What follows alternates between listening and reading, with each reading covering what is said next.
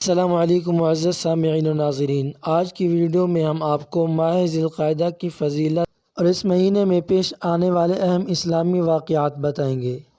ماہ ذی القعدہ اسلامی تقویم کے اعتبار سے 11واں مہینہ کہلاتا ہے۔ اس مہینے کی عظمت و فضیلت کے لیے یہی کافی ہے کہ اس میں عام طور پر دنیا بھر سے حج جیسی عظیم الشان عبادت ادا کرنے کے لیے حجاج کرام حرمین شریفین کی طرف رخت سفر باندھ کر حاضری کی سعادت حاصل کرتے ہیں۔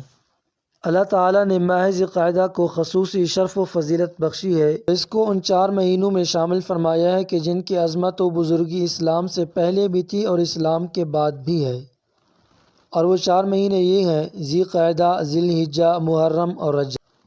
ان مہینوں کی عظمت و بزرگی اسلام سمیت دوسرے آسمانی مذاہب میں بھی تسلیم کی گئی ہے، یہاں تک کہ مشرکین مکہ بھی ان 4 مہینوں کی عظمت و فضیلت کے قائل تھے۔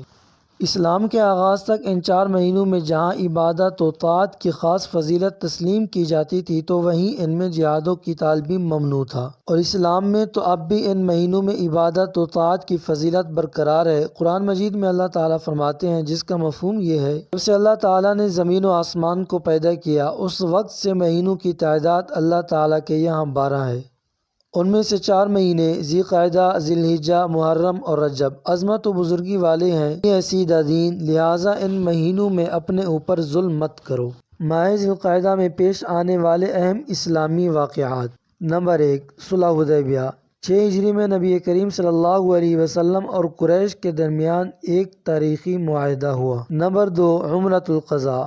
سن 7 ہجری میں صلح حدیبیہ کے تحت نبی کریم صلی اللہ علیہ وسلم نے مکہ مکرمہ میں عمرہ ادا کیا۔ نمبر 3، غزوہ خندق۔ سن 5 ہجری میں قریش اور اتحادی قبائل کے خلاف مدینہ کا دفاع ہوا۔ نمبر 4، غزوہ بنی قریظہ۔ غزوہ خندق کے بعد یہودی قبیلے بنی قریظہ کے خلاف کارروائی۔